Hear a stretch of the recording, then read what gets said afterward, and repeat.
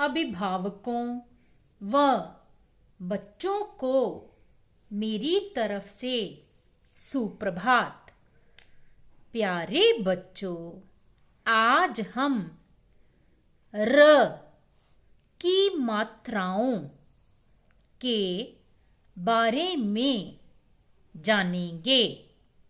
यह पाठ आपको 30 नवंबर 2020 को भेजा जाएगा। यह आवाज आपकी हिंदी की अध्यापिका सोनिया शर्मा की है। आप सब अपने पास एक उत्तर पुस्तिका रख लें, क्योंकि पाठ समझाने के दौरान मैं आपसे कुछ प्रश्न पूछूंगी, जिसके उत्तर आपको देने हैं। तो चलिए हम पढ़ना शुरू करते हैं। सबसे पहले हम जान लेते हैं कि उ और ऊ की मात्रा का प्रयोग र के साथ जब होता है तो कैसे होता है? छोटे ऊ और बड़े ऊ की मात्रा का प्रयोग जब र के साथ होता है तो इस प्रकार होता है। ध्यान दें। र जमा ऊ बन गया रू। उदाहरण: रुचि गुरु। र जमा बड़ा ऊ बन गया रू। उदाहरण: रूप रुमाल। बच्चों, र व्यंजन का प्रयोग मात्रा के रूप में भी किया जाता है। र की 3 मात्राएं देखने में आती हैं। र पदेन की मात्रा, र रेफ की मात्रा, र पदेन की मात्रा। र के इन विभिन्न रूपों के कुछ उदाहरण इस प्रकार हैं। मार्च, कार्तिक, भ्रमण, क्रम, ड्रम, ट्रेन इत्यादि।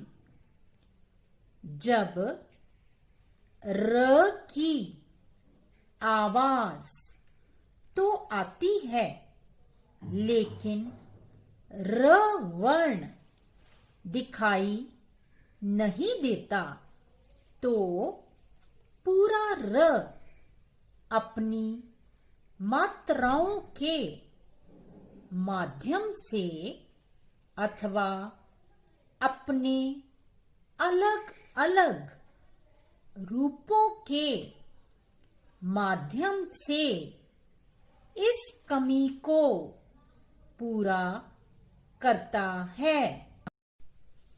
जब र का रूप वर्ण के ऊपर आ जाता है, जिस वर्ण के ऊपर आता है उससे पहले हल्का बोला जाता है, तो र रेफ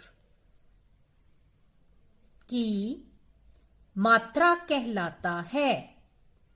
र को जब स्वर रहित दिखाना होता है, तब इस मात्रा का प्रयोग किया जाता है। जैसे कर्म शब्द में क स्वर सहित है। र रेफ की मात्रा के रूप में आने के कारण स्वर के बिना है। म वर्ण भी स्वर के सहित है। इसी तरह धर्म शब्द में ध स्वर सहित है। म वर्ण भी स्वर के सहित है। र रेफ की मात्रा के रूप में आने के कारण स्वर के बिना है। जब किसी भी वर्ण के पैर में लाइन आती है तो वह अक्षर या वर्ण आधा कहलाता है। जैसे र के पैर में लाइन अथवा रेखा या हलंत से र वर्ण आधा हो गया है। अब आप 5 मिनट का अंतराल ले सकते हैं। अब आपका अंतराल समाप्त होता है। र का अगला रूप इस प्रकार है। ध्यान से समझें। र का ये रूप वर्ण के पैर में लगता है। जिस वर्ण के पैर में यह लगता है उसके बाद बोला जाता है। जिस वर्ण के पैर में यह लगता है वह वर्ण हल्का और र पूरा बोला जाता है। जैसे व्रत, क्रम। चाहे र यहाँ पर व के पैर में ही आया है, लेकिन फिर भी र का पूरा रूप ही यहाँ पर समाहित है। क्योंकि जितने भी खड़ी पाई या डंडे वाले व्यंजन होते हैं उन्हें आधा या स्वर के बिना दिखाने के लिए र का यह रूप पैर में लगाया जाता है। खड़ी पाई या डंडे वाले कुछ व्यंजन इस प्रकार हैं। जैसे क, प और व। जो व्यंजन नीचे से गोल होते हैं उनमें र का ये रूप उल्टी वी की तरह प्रयोग में लाया जाता है। जैसे ट, ट से बन गया ट्रक।